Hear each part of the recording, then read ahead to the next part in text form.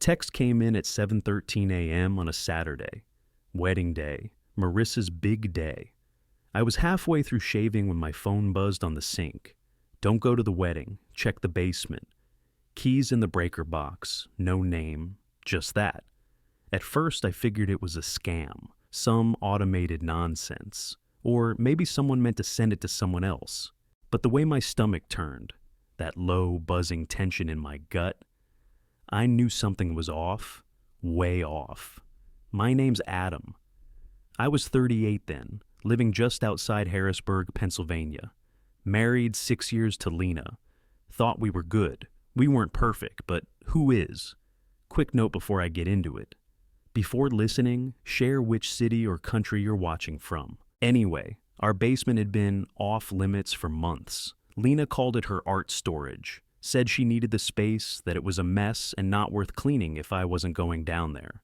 I didn't push. I trusted her. At least, I thought I did. But that text sat in the back of my brain like a rock in my shoe. Couldn't ignore it. 5 hours before my little sister's wedding, and I'm pacing the kitchen, hands sweaty, jaw tight. Finally, I walked to the breaker box in the laundry room, heart pounding. I opened it, and damn if there wasn't a small brass key taped right to the back of the panel. Just sitting there like it had been waiting for me this whole time.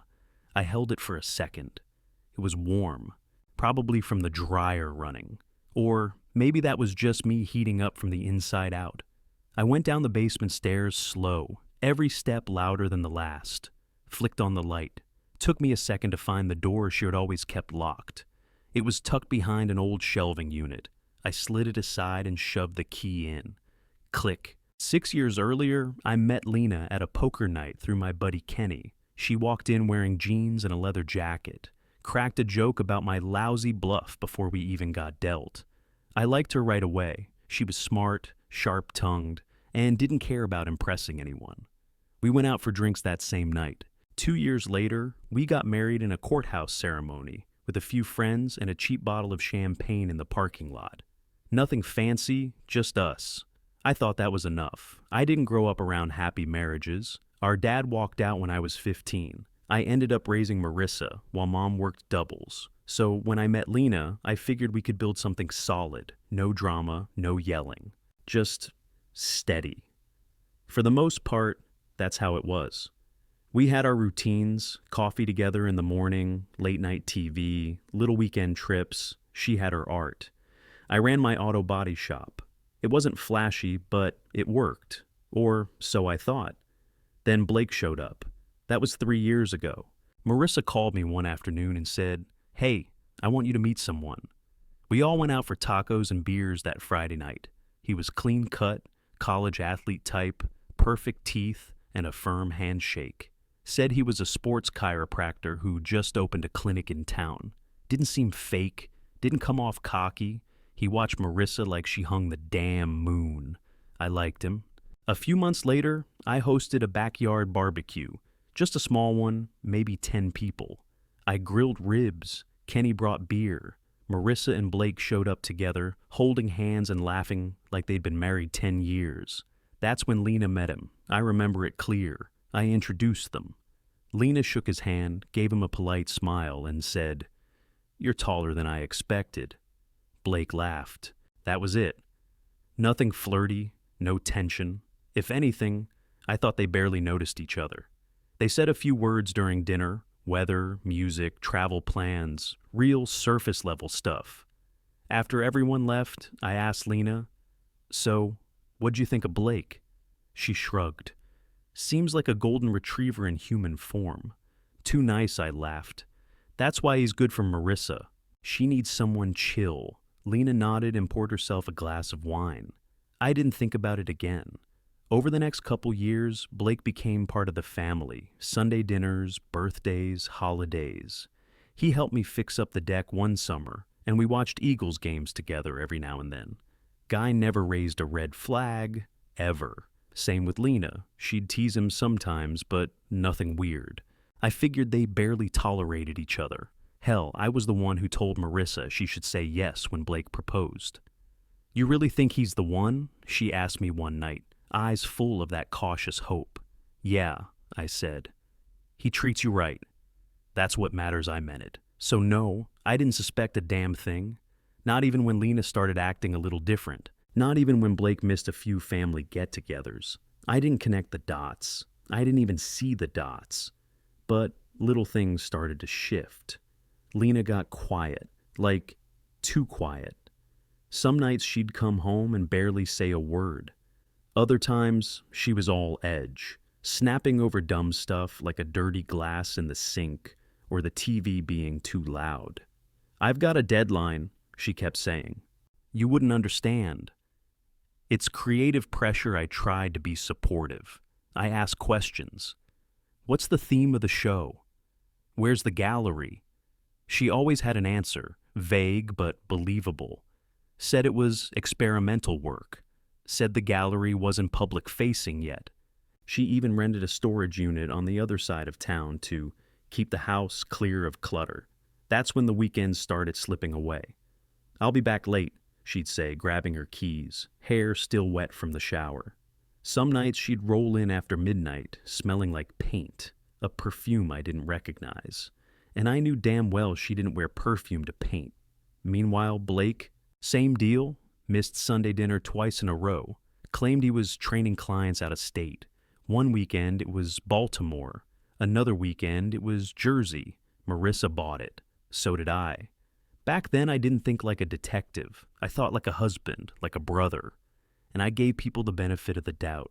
One night I was at the bar with Kenny, just us and 2 beers between us. He watched me for a second, then said, "You all right, man?" "You've been off," I told him a little. How Lena was always gone. How she'd been getting defensive, tense, always tired. Kenny leaned back, took a sip, and said it plain. "Man, your wife's acting cagey." "You sure she ain't stepping out?" I laughed, shook my head. "Nah, Lena wouldn't do that." He didn't laugh. "I'm serious." "You ever check her phone?" "No," I said. "I'm not that guy." He shrugged. "Yeah, I get it. Still, something feels off." He was right. Something did feel off. But I didn't want to go down that road. Once you start snooping, you're already halfway broken. And Lena and I had made it through worse. The slow year after Mom died. The time my shop got robbed and I couldn't make rent. She'd stuck with me through that, so I kept trusting her. Marissa asked me once, "Is Lena okay?" She seemed distracted at dinner. "She's just stressed," I told her. "Big show coming up." I kept saying that to everybody. She's just busy. She's just tired. She's just stressed. But the truth was, I didn't recognize her anymore. She moved different, talked different. She used to leave love notes in my lunchbox, stupid doodles and dirty jokes. That stopped. She used to sit on the couch with her legs draped over mine, hogging the blanket. Now she sat on the edge, like she was ready to leave at any second. And the worst part? I still didn't ask questions. I didn't check the basement. I didn't press her phone. I didn't follow the lies. I just waited. Friday night, rehearsal dinner. Marissa booked this steakhouse downtown. Dim lights, white tablecloths, candles on every table. Everyone was smiling, laughing, taking pictures like this was the start of forever. Except Lena. She texted me 2 hours before we were supposed to leave. Migraine. Can't make it. I'll sleep it off. No call, no details, just that. Marissa looked around when we walked in. "Where's Lena?" I cleared my throat. "Not feeling great?" Headache. Marissa frowned. "You sure she's okay?" "Yeah, she just needs rest." Then Blake turned and gave me this look. Not worried, not guilty, just flat. Like a man already 10 steps ahead. Like he already knew how this night would end. We went through the motions, ordered drinks, gave toasts. Everyone clapped when the waiter brought out a cake with their names on it. Blake played the part, smiling, hand on Marissa's back, whispering things in her ear like he was proud to be next to her. I watched it all like a damn movie I'd seen before, but the ending was twisted. Later that night, I was on the porch with a beer in my hand and my dog at my feet. It was quiet, just bugs humming in the dark and the sound of my neighbor's wind chimes clinking in the breeze. That's when my phone buzzed again. Check the basement first thing tomorrow. They're leaving after the reception. No name, same number as the first one. I stared at the screen so long, my beer went warm. They, not her, they. I didn't reply, didn't ask who it was. I just sat there, gripping the phone like it might bite. I went back inside around midnight. The house was dark. I brushed my teeth, got in bed, tried to sleep, but my brain wouldn't shut off. I kept thinking about that key, the locked door, Blake's empty stare, Lena's weird distance, all of it. At 1:07 a.m., I heard the garage door rumble up, then her heels on the tile floor, front door closed. I laid still. She slipped into bed without saying a word. Her body was cold against mine. She smelled like fancy perfume, not the one she usually wore. This one was deeper, musky, expensive. I opened my eyes just a crack. She turned her back to me. I clenched my jaw so hard I thought my molars would crack. I wanted to say something, ask her where the hell she'd been, who she was with, but I didn't. I just laid there, fists balled under the covers, waiting for the sun to come up so I could go dig up the truth myself. Because now I had to know. I didn't care if I looked crazy. I didn't care if I broke trust. Something was happening, something huge, and I wasn't walking blind into my sister's wedding without knowing exactly what the hell was going on. I was downstairs before the sun even cleared the trees. Lana was still in bed, dead asleep, or pretending. Didn't matter. I wasn't waiting. I walked straight to the breaker box, pulled the key out, and headed for that locked room in the far corner. I'd passed it 100 times. Never thought twice. She said it was for art storage. Whatever. I didn't ask. I didn't need to. Until now. The key slid in easy. I turned it. Click. The door creaked open, and I flipped on the overhead light. My stomach dropped. There were 2 suitcases, sleek, matte black, expensive looking, sitting there like they'd just been packed. I opened one. Inside, men's clothes, folded crisp, button-downs, slacks, swim trunks, even socks. On top was a passport. I opened it. Different name, but the photo was Blake. No mistaking that face. Next case, women's clothes, lingerie, designer dresses, heels, and perfume. Same scent she came home wearing last night. Her passport was there too. Fake name, same face. Behind the cases, a metal safe sat on a plastic folding table. The door was wide open. Inside, rows of stacked cash, hundreds. Rubber banded and sorted like someone had counted every damn dollar. I pulled out one bundle, then 2.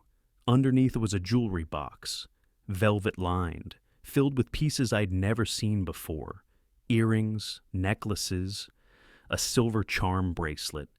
None of it was hers. At least not anything she wore around me. On top of the jewelry sat a card, cream-colored, simple, for our new life. I'll love you better than he ever did. B. My hands were shaking. Next to the safe, a folder. I opened it. Plane tickets, first class, Portugal, departing that night. 2 seats booked under their fake names. Non-refundable, non-traceable. Under that, burner phones. 2 of them, still in the packaging. I sat down on the cold floor. Couldn't stand anymore. My knees gave out. At the bottom of the folder were printed emails and text threads. Dozens of pages, color-coded, labeled. Lena, can't believe how easy it was to transfer from his business account. Blake, he trusts you. That's why it works. Lena, we'll be drinking wine on the beach by this time next week. Blake, and no one will ever see it coming. Lena, the second they toast, we disappear. Blake, reception ends at 6, flight's at 9. Perfect. It went back over 2 years. 2 years. I kept reading. How they planned to open a wellness studio in Lisbon. How Lena was going to sell her art to expats and Blake would start a fitness brand. With my money, my savings. The business account I built from the ground up. They talked about Marissa like she was a loose end. Just a hurdle to jump before the finish line. Lena, I almost feel bad. She's just so excited. Blake, that's what makes it easier. She won't suspect anything until it's too late. I wanted to throw the whole thing across the room, smash the phones, burn the folder, but I didn't. I read every word, page by page, over and over until my hands stopped shaking. Then I packed it all back into the folder. I zipped the suitcases shut, and I took the burner phones, the passports, and the folder upstairs one by one. I set them on the kitchen table, then I grabbed my keys, walked out to my truck, and sat there with the engine running, not thinking, not breathing, just staring at the dashboard, waiting for time to move. I killed the engine, grabbed the folder, and called Marissa. My hand was still shaking. She picked up right away, chipper as hell. "You on your way to the church? We're doing hair and makeup. Oh my God, it's actually happening." "Riss," I said, trying to keep my voice level. "I need to talk to you before the ceremony. Alone." She paused. "Is everything okay?" "No, but I'll explain in person. Meet me in the garden behind the chapel." 20 minutes? I didn't give her time to argue. Just hung up and drove. The church was already buzzing when I pulled in. Cars lining the street, florists unloading stems like we were burying royalty. I parked out back and walked around the side path, folder in hand, heart hammering like a war drum. She was waiting under the arbor in a silk robe, hair curled, veil clipped in place like she was already half a bride. She lit up when she saw me. Then she saw my face. Her smile dropped. "What happened?" I opened the folder and handed her the first thing I pulled, Blake's fake passport. She blinked at it. "What is this?" "Just look," I said. She flipped through it, paused at the photo. The name, the birth date. "This is a joke," she said. "This is some prank." I handed her the plane tickets next, then the burner phones, then the printouts. She read one, then two. Her hands started shaking. "I don't understand," she said. This can't be real." "It's real," I said. "He and Lena were going to leave right after your reception. New names, new country, with my money." "No, no, no," she kept whispering. "How could he do this to me?" I loved him. I trusted him. I couldn't answer. My throat was dry. My hands were still shaking. She finally pulled back and wiped her eyes. Her makeup was already smudging. "What do we do?" she asked. "Do we call it off? Cancel everything?" "No," I said. "We don't run." She looked at me like I'd lost it. "They wanted to humiliate us," I said. "Lie to our faces. Leave us in the wreckage while they disappear." She nodded, slow, like she was waking up. Like something inside her just snapped into place. "Then we don't let them," she said. "We hit back. We do it in front of everyone," I told her. "They want a stage. We'll give them one." She straightened her shoulders. "I want him to see me standing there when it hits." I handed her back the passport. She stared at Blake's photo one more time. Then she said, "Let's give them the wedding they'll never forget." We didn't say another word in the garden, just walked back in like nothing happened, like the whole world wasn't seconds from detonating. The ceremony was already starting. Music was playing. People were smiling, oblivious. I stood at the altar next to Blake, best man duty. My palms were slick, my gut flipping. He leaned over and whispered, "You good, man?" I didn't answer. I just stared straight ahead, watching the doors. Then they opened. Marissa walked in, slow, veil covering her face, bouquet gripped tight. She didn't look like a woman breaking inside. She looked like a woman on a mission, calm, cold, ready. The music played. The pastor welcomed everyone. Blake smiled, big, fake. The crowd settled in. I could feel Lena watching from the front row. I didn't look at her. We got to the part, "Speak now or forever hold your peace." Marissa took one step forward. She reached into the bodice of her dress and pulled out Blake's fake passport, held it up in the air like a damn trophy. "Blake," she said loud and clear, "you forgot to pack these for Portugal." Gasps cut through the room. Chairs creaked. Someone up front dropped a drink. Blake blinked. 1 second, 2. Then his mouth opened, but nothing came out. Lena stood up halfway. Her bouquet slipped out of her hands and hit the floor. Marissa turned to the crowd. This man, my almost husband and my brother's wife, planned to rob us blind and disappear overseas. Today. After the reception, people started murmuring. My aunt clutched her chest. Someone said, "What the hell is going on?" That's when I stepped forward and held up the plane tickets. "I think these are yours too, buddy." I walked right up to Blake. My hand was steady. His face wasn't. He reached for my arm, probably to explain, maybe to lie. I pulled back. "Don't touch me." He looked past me, eyes darting to the exit like he was calculating distance. But he didn't get far. Our uncle, Frank, retired Philly PD, stood up from his seat in the third row, stepped into the aisle, and blocked the way with both arms. Frank's not a big guy, but he knows how to hold a stance. Blake stopped cold. "You might want to sit back down," Frank said, "or don't. Either way, you're not going anywhere." Lena finally spoke. "Adam, I can explain." I turned to her. "Save it. You lied to me for 2 years. You don't get to explain." Marissa reached up and pulled off her veil, tossed it on the ground. "There's no wedding today," she said, voice sharp as glass. "Just a funeral for 2 liars." It was dead silent. Then someone clapped. One person, then another. Not sarcastic, not loud, just stunned support. Real. Blake sat down slowly, face pale. Marissa stared him down like he was nothing, like he didn't even exist anymore. Lena stayed standing, hands shaking. She looked around for sympathy, but found none. Marissa turned to the pastor. "We're done here." And just like that, she walked back down the aisle, alone, head high. I followed her out. We walked straight out the church doors, left the flowers, the music, the guests, all of it behind. Marissa's heels clicked across the pavement like gunshots. Mine were silent. We didn't speak until we got to my truck.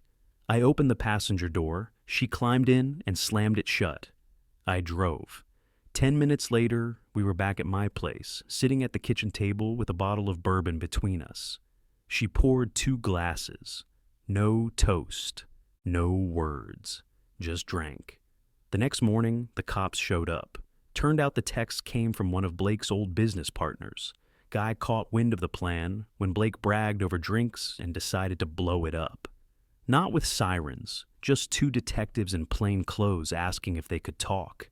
I gave them everything: folder, phones, emails, passports, every detail, every name, every number. They were gone for hours, came back with follow-up questions. I gave them more: fraud, identity theft, attempted financial misconduct. It took weeks to pull the whole case together, but my dad's lawyer, a pit bull named Neil, made sure nothing slipped through the cracks. He made sure the charges stuck.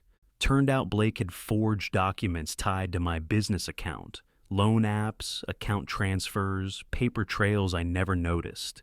Lena's name was on a few. The cash in the basement, some of it was mine.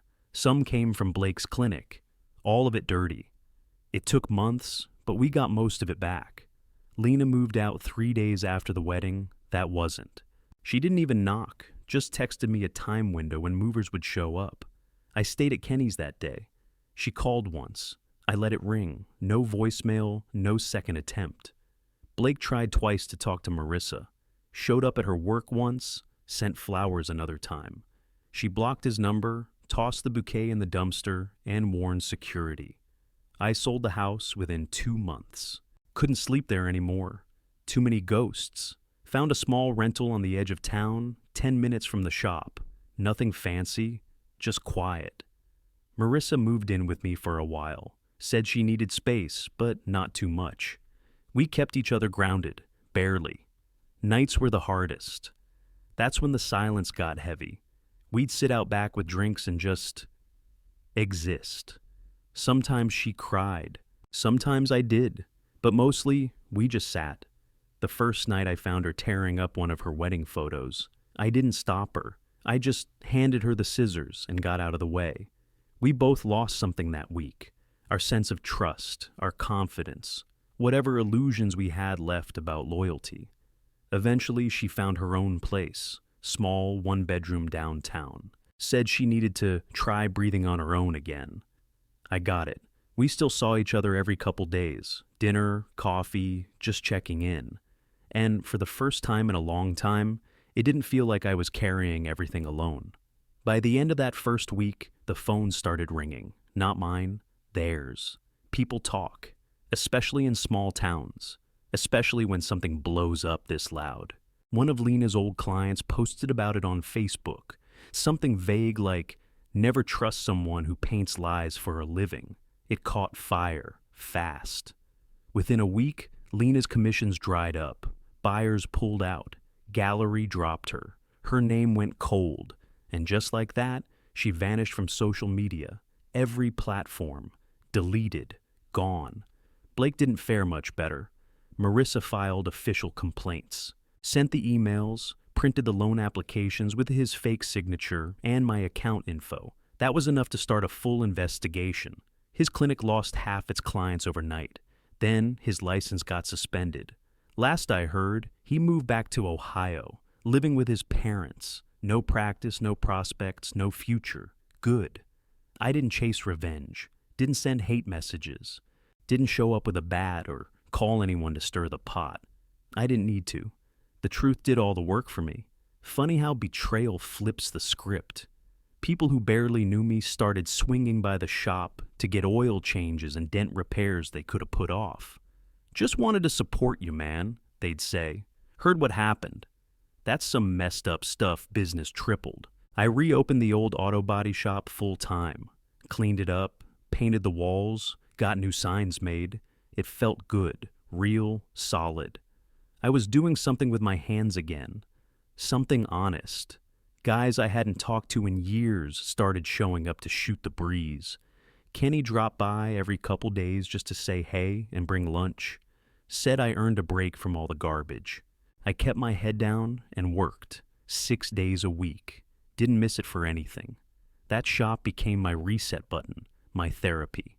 Lena tried nothing. No texts, no emails, no apology letters. Blake stayed invisible too. Probably because he knew if he ever showed his face in Pennsylvania again, someone would put him through a wall. Mutual friends took sides, but not the way you'd expect. Most cut them off immediately. Even the fence sitters, people who said, "I'm staying neutral," went quiet real quick.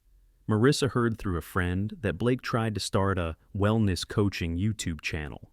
Got roasted in the comments and pulled it after 2 videos. I watched them both. Smiled the whole time. 6 months out, the dust finally settled. I was living in a small apartment above the shop. Bare walls, creaky floors, old radiator heat. No distractions, no clutter, just peace. I'd get up before sunrise, brew strong coffee, unlock the bay doors, and crank up the classic rock station. It was the kind of routine that kept you sane, kept your brain from spiraling. Marissa was doing better too. She stopped flinching when Blake's name came up in conversation, started going on dates again, casual stuff, coffee, movie nights, nothing serious. "She shows even one red flag," she told me once. "I'm out the door before dessert." I believed her. We didn't talk about Blake or Lena much anymore. Sometimes their names would slip into conversation, but we'd let them fall flat and move on. There was no point in picking at wounds that were already scabbed over.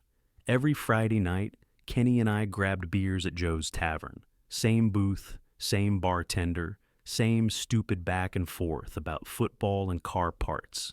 Nothing deep, just simple. I like that. Some mornings, I'd wake up reaching across the bed, expecting to bump into Lena. My brain would trick me just long enough to sting. But then I'd look around, see the bare window, hear the silence, and I'd breathe easier. No perfume, no lies, just air I could trust again. I didn't date, wasn't ready, might not be for a while. I wasn't avoiding it, just didn't feel like pretending. Not yet. And the truth was, I liked the quiet. I liked hearing myself think without second guessing if I was crazy. I liked knowing that if something felt off, I could trust that feeling, that voice, the one that told me to check the breaker box.